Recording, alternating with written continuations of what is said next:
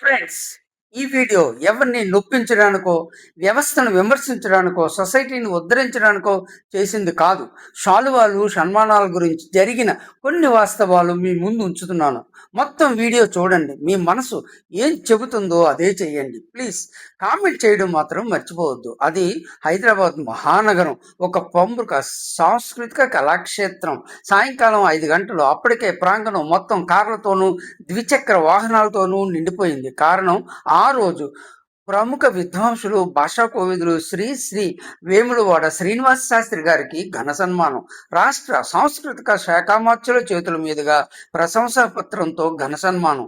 నగర ప్రముఖులందరూ హాజరవుతున్నారు. హడావడి ప్రారంభమైంది. వక్తల ఉపన్యాసం ప్రారంభమయ్యాయి. ఒకరి తర్వాత ఒకరిగా వచ్చి శాస్త్రి గారి ప్రతిభా పాఠవాల గురించి గొప్పగా చెప్పారు. ఇంతలో మినిస్టర్ గారు వచ్చారు. స్టేజ్ మీద ఉన్న వారందరూ హడావడిగా లేచి నిలబడ్డారు.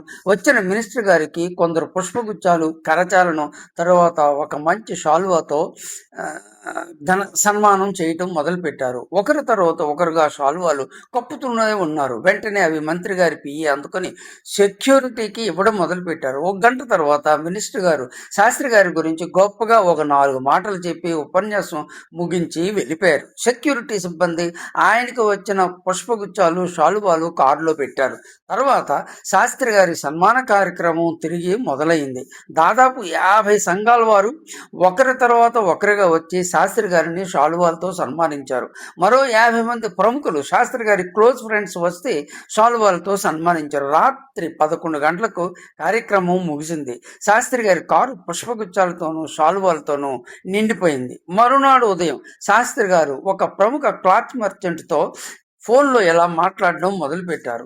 గంగాధర్ గారు, మీకు తెలియందేముంది, సభకు అందరూ అభిమానంతో వస్తారు, ఎంతో ప్రేమతో శాలువాలు కప్పుతారు, ఎవరిని కాదనలేం. సభ్య సమాజంలో కొన్ని తప్పటం లేదు. నిన్న జరిగిన సన్మాన సభలో ఒక 100 శాలువాలు వచ్చాయి. ఈ 6 నెలలలో సన్మాన సభల్లో దాదాపు 500 షాల్స్ వచ్చాయి. ఒకటా రెండా?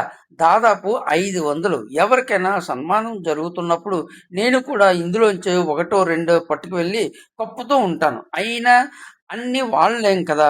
అందుకే మీరు ఏమీ అనుకోకుండా దయించి నేను పంపిస్తాను ఈ శాలువాలని 50% డిస్కౌంట్ చేసుకొని క్యాష్ పంపండి ప్లీజ్.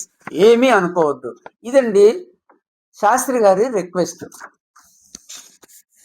ఇక ఫ్రెండ్స్, పూర్వం రోజుల్లో శాలువాలతో సన్మానం ఒక రేర్ ప్రక్రియ. దుశ్శాలువా కప్పారంటే గర్వకారణం. ఆ సన్మానం చేయించుకున్న వ్యక్తి వేరే సభలకు వెళ్ళేటప్పుడు ఆ శాలువా కప్పుకొని వెళ్ళేవారు. అదొక గుర్తింపు. అక్కడి వారందరూ అతనికి నమస్కరించి గౌరవించేవారు. ఈ మధ్య కాలంలో మనం గమనిస్తే ఎక్కడ చూసిన శాలువాలతో సన్మానాలే. ప్రతి మీటింగ్లోనూ ఇదే తంతు. పై ఆఫీసర్ వస్తే శాలువాలతో సన్మానం, మినిస్టర్ గారు వస్తే శాలువాలతో సన్మానం, మినిస్టర్ గారు సీఎం దగ్గరికి వెళ్తే శాలువాలతో సన్మానం, సీఎం పిఎం గారి దగ్గరికి వెళ్తే శాలువాలతో సన్మానం. ఇన్ని సన్మానాలు, ఇన్ని శాలువాలు ఏం చేసుకోవాలి? అందుకే షాప్ నుండి శాలువా మన చేతికి వస్తే అది అక్కడ నుండి గ్రహీతకి ఇస్తాం. అక్కడ నుండి తిరిగి గ్రహీత ఒక షాప్కి ఫోన్ చేసి ఇలా ఇచ్చేస్తున్నారు. ఇదే శాలువా చక్రం. దయవుంచి ఈ నిజాన్ని నమ్మండి. చెడ్డో మంచో జరుగుతున్న తంతు ఇదే. పూర్వంలాగే గొప్ప వ్యక్తులు మాత్రమే శాలువా కప్పితే కప్పించుకున్న వారికి, కప్పిన వారికి గౌరవం దక్కుతుంది. శాలువా విలువ శాలువాకు ఉంటుంది. మరి మీరేమంటారు? మీ అమూల్యమైన అభిప్రాయాలను, సూచనలను కామెంట్స్ రూపంలో తప్పకుండా తెలియజేయండి. Friends, please subscribe our channel Venkadu creations. Share with your friends and family members. Thank you all.